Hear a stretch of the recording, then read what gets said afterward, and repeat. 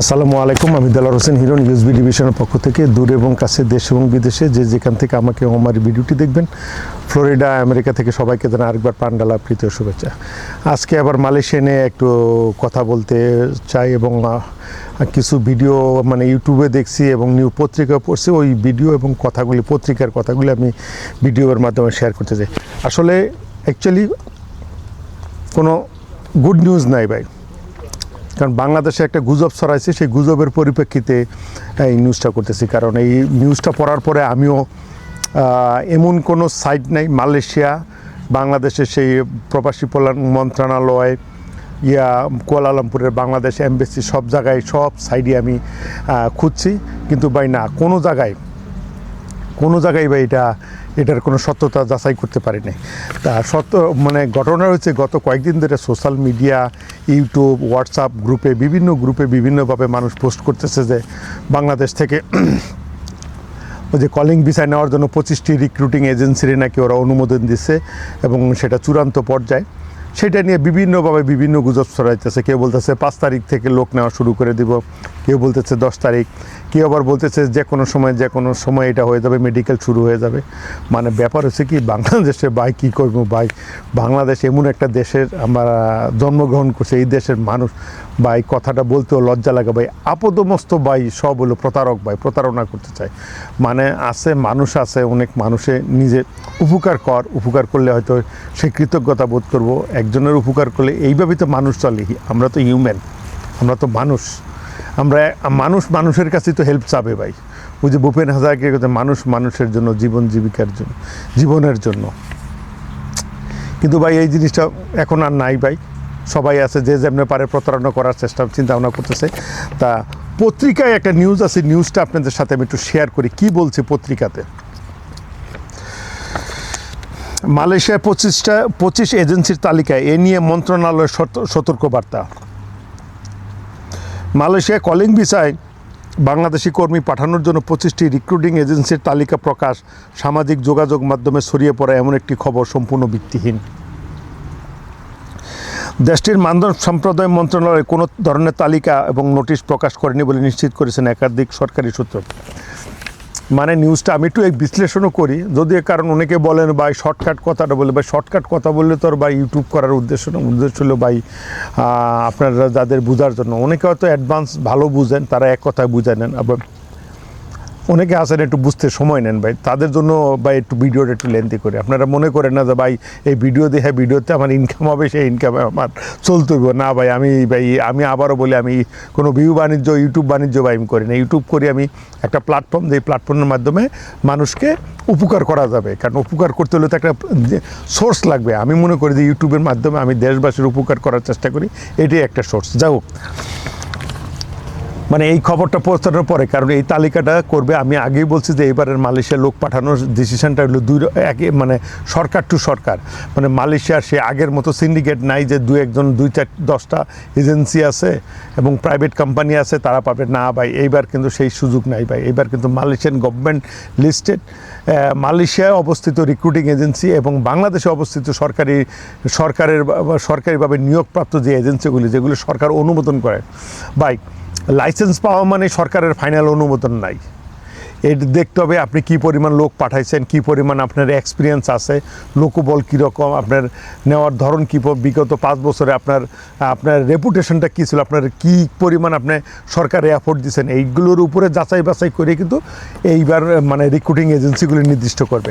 এবং মালয়েশিয়ার গভর্নমেন্ট বলছিল যে প্রত্যেকটা এজেন্সি যারা লোক পাঠাবে তাদের নিজস্ব ট্রেনিং সেন্টার থাকতে হবে, 10,000 না কত হাজার বর্গ ফুটের একটা অফিস থাকতে হবে। কারণ এটা বাংলাদেশের প্রেক্ষাপটিতে ভাই এটা সম্ভব না ভাই। হয়তো 2-1টা এজেন্সি ইচ্ছা করলে করতে পারেন, কিন্তু সেগুলো করতে হবে দেশের বাইরে। কারণ মোস্ট অফলি এজেন্সি ঢাকা শহরে ভাই এর পরিমাণ জায়গা নাই যে একটা রিক্রুটিং এজেন্সি চাইলে এত বড় জায়গা নিয়ে, এত বড় প্রজেক্ট নিয়ে তারা করতে পারবে। করতে হলে দেশের বাইরে।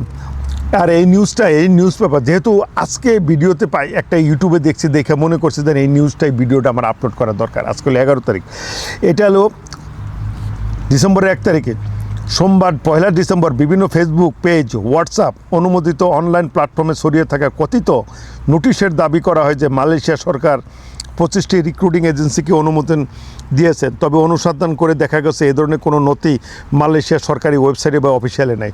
1 তারিখ পর্যন্ত এটা পায় নাই, 1 তারিখ পর্যন্ত কিন্তু এটা কোনো মালয়েশিয়ার কোনো গভর্নমেন্টের অফিসিয়াল সাইটে কিন্তু এটা নাই, ইমিগ্রেশনে নেই। অতীতে 25টা এজেন্সির মাধ্যমে নিয়োগের বিষয়ে আলোচনা থাকলেও মালয়েশিয়া সরকারের সর্বশেষ নীতিমালা অনুযায়ী বর্তমানে কোনো নির্দিষ্ট তালিকা, কোটা বা মনোনয়ন ঘোষণা করা হয়নি। সরকার বিদেশি কর্মী নিয়োগের স্বচ্ছতা বাড়াতেই নতুন ভিসা এবং ডিজিটাল যাচাইকরণ পদ্ধতি চালু করেছেন। মালয়েশিয়া বাংলাদেশের হাইকমিশনও জানিয়েছেন, কোনো এজেন্সি অনুমোদন দেওয়া হলে তা দেশের সরকারি চ্যানেলের মাধ্যমে আনুষ্ঠানিকভাবে প্রচার করা হবে। গুজব বা বাছাইয়ের তথ্য উপর নির্ভর না করার জন্য আহ্বান জানিয়েছে। মানে বাংলাদেশ অ্যাম্বাসিও বলছে, কারণ এই নিউজটা পড়ার পরে আমিও বাংলাদেশ অ্যাম্বাসির ওয়েবসাইটে বিভিন্ন সাইটে ঢুকছি, মালয়েশিয়ার ওয়েবসাইটেও ঢুকছি ভাই, ঢুকে ভাই আমি কোথাও কিছু পাই নাই।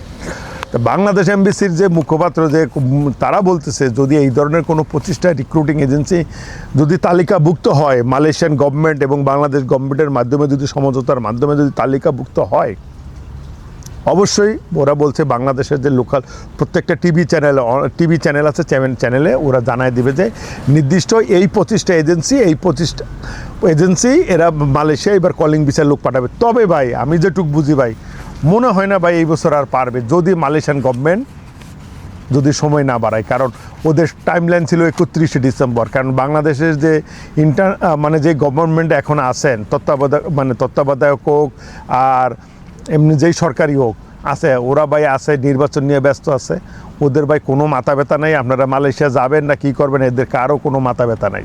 যদি মাথা ব্যথা থাকতো তাহলে ভাই ঠিকই এটা করে নিতে পারতো। অ্যাটলিস্ট আমি যদি সত্যি কথা এখন কী বলুন ভাই, আমার যদি কোনো ক্ষমতা থাকতো আমি নিশ্চয়ই কোনো এজেন্সিরে বসায় মালয়েশিয়ান গভর্নমেন্টের যেই সব চাহিদা ছিল সেই চাহিদা ফুলফিল করে আমি অনুমতিটা আনতাম। কারণ এই যে দেখেন, এই যে ভঙ্গুর অর্থনীতিটারে কিন্তু চালু করছে আমাদের প্রবাসীরা রেমিটেন্সের দ্বারা।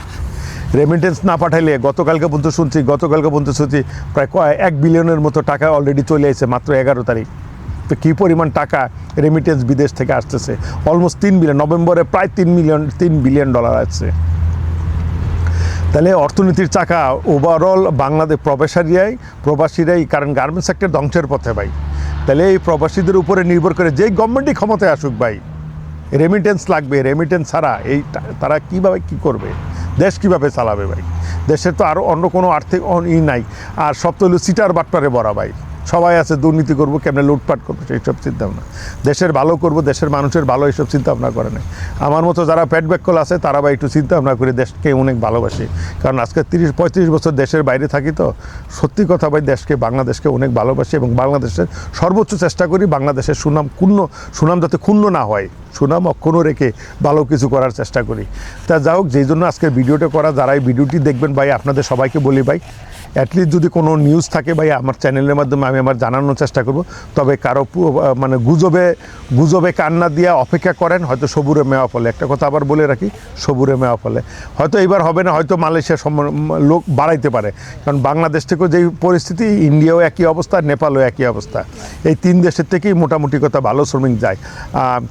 আর ইন্দোনেশিয়াতেও যায়, ইন্দোনেশিয়া থেকে প্রচুর যায়, ইন্দোনেশিয়ারও প্রচুর শ্রমিক লোকজন মালয়েশিয়ায় কাজ করে।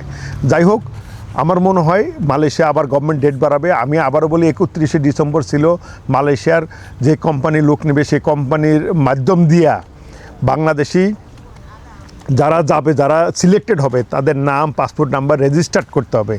আমি বলি নাই যে ভাই ওই 31শে ডিসেম্বর লাস্টের পরে না পাই, এরপরে প্রসেসিংটা ধাপে ধাপে হবে, এটা সময় লাগবে।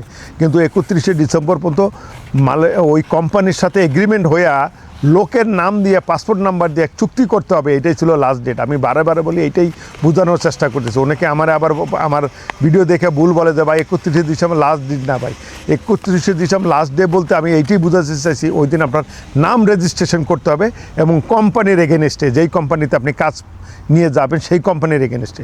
যাই হোক, হয়তো যদি মালয়েশিয়ার গভর্নমেন্টের যদি হয় যদি শুভ বুদ্ধির উদয় হয়, যদি আমাদের বাংলাদেশ গভর্নমেন্টের যদি একটু চিন্তা ভাবনা করে যে সব বাদ দিয়ে থুয়া, কারণ সবই চলবো, কিন্তু এই উপকারটা এই সময় তো আর আসবে না।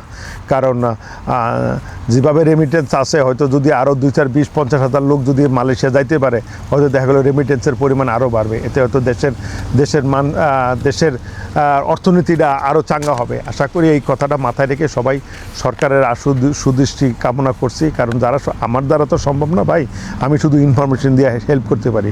যারা এই জায়গার দায়িত্বে আছে, হয়তো তারাই কিছু যদি করতে পারে, তাদের কাছে আমার সবিনয় বিনীত অনুরোধ থাকলো আপনারা চেষ্টা করেন। ইউ নেভার নো ভাই, কারণ যে কোনো কিছু করা সম্ভব। কারণ প্রফেসর ইউনূস সাহেবের সাথে মালয়েশিয়ার প্রধানমন্ত্রীর অনেক সখ্যতা আছে, ভালোই আছে। হয়তো উনি রিকোয়েস্ট করলে হয়তো কিছু হইতেও পারে, সময় বাড়াইতেও পারে। হয়তো বাংলাদেশি যেই সব রিক্রুটমেন্ট এজেন্সিরা যেই সব কথাটা বলছে, যেই চাহিদাটা দিছে, হয়তো সেই জায়গাতে একটু কিছু ছাড়ও দিতে পারে। কারণ বুঝতে হবে, বাংলাদেশে খালি বললেই তো হবে না। বাংলাদেশে জায়গার সংকুলন সবচেয়ে বড়। ঢাকা শহরে অত বড় জায়গা নিয়ে রিক্রুটিং এজেন্সি করে ইজ নট এ জোক ভাই, অনেক কঠিন কাজ।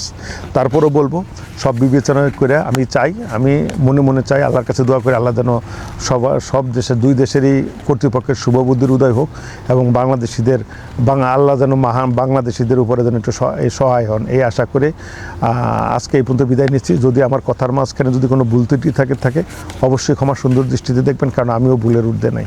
সো আজ এই পর্যন্তই। সবাই ভালো থাকবেন, সুস্থ থাকবেন। টিল দেন, আল্লাহ হাফেজ।